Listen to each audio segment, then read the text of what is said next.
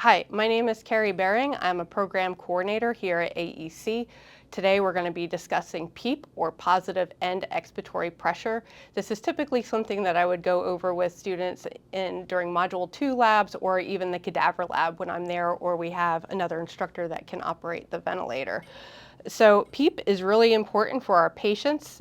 It's the end-expiratory pressure, so meaning it's the pressure that keeps the alveoli open after we're bagging our patient, typically.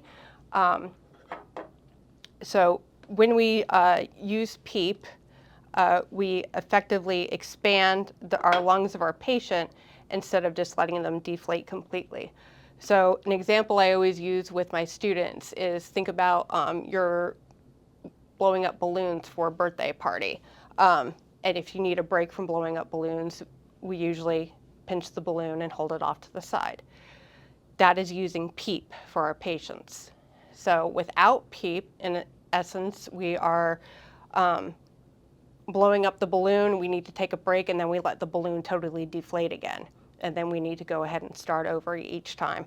So in order to use our patient's lungs effectively, we go ahead and either we can use PEEP with the nice little PEEP valve that is on trucks and doesn't get used as often as it should, or if you're working in a critical care flight environment, you can use the ventilator to go ahead and adjust PEEP settings for your patient. So I already have our patient here already pre-intubated for us, so we don't need to go through that part. I have a 6.5 tube here and it is secured appropriately. Not going to go through the mask demonstration during this video. Like I said, the PEEP valve works really well. I'm going to go ahead and ventilate our patient here with no PEEP. So if you look, and we have these little white balloons here underneath our rib cage with no PEEP. Once we release the pressure from our bag, they completely deflate. So there again, no PEEP. So they completely deflate typically by the time we meet our 6 seconds to go ahead and reventilate an adult. So our PEEP valves are pretty cool. They can adjust anywhere from 5 to 10 to 20 of PEEP to use. Typically 10 is going to be our COPD, CHF patients, and 5 is going to be our physiological PEEP for everybody else. So put the PEEP valve on our patient here and we go to ventilate. And you can see that the lungs stay expanded a lot longer, allowing a longer period of time and surface area for us to have gas exchange across that capillary membrane.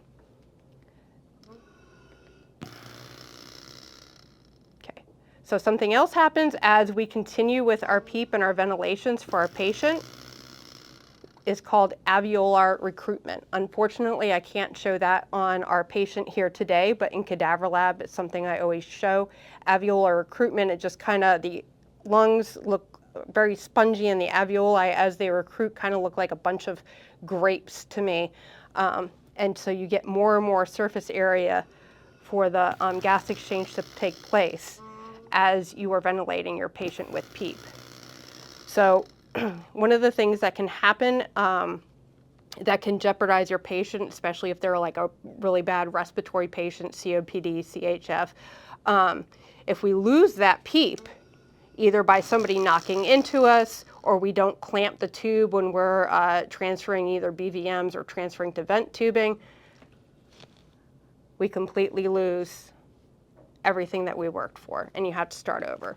So with our really sick patients, PEEP can be a big issue because then we're back to square one and we're not ventilating effectively. So I'll show you here just real quick a little bit with our vent. I use the vent a lot during cadaver labs because it works really well to show different variations in ventilations, whether they're slow ventilations or fast ventilations that we may see in certain patients, and how effective the lungs are when we're breathing at that type of rate. All right, so I'm going to turn this on. It's going to be a little bit noisy for a minute.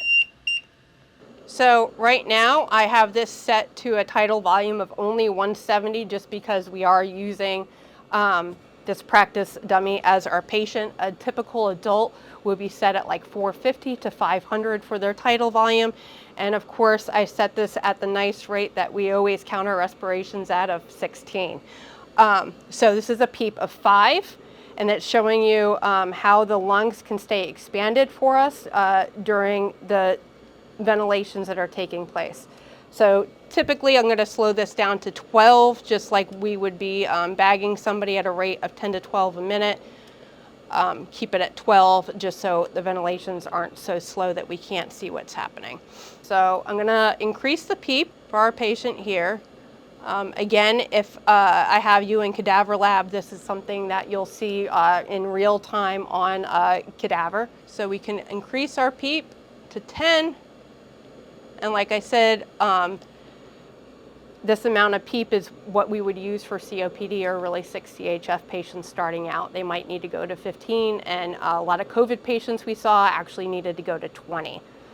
So as you can see now at 10, there's basically not a lot of variation in the lung expansion. So with that increased lung expansion, that end-expiratory pressure being increased, we get a lot of gas exchange taking place across that much thinner capillary membrane on our alveoli.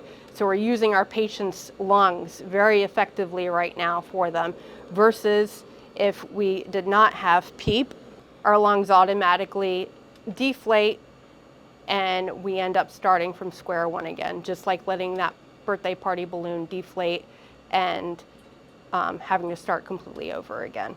This concludes the demonstration of PEEP that I'm going to do here today. Obviously, if I have you in cadaver lab, you're going to get to see a lot more on an actual cadaver. Hope to see you here at AEC sometime soon.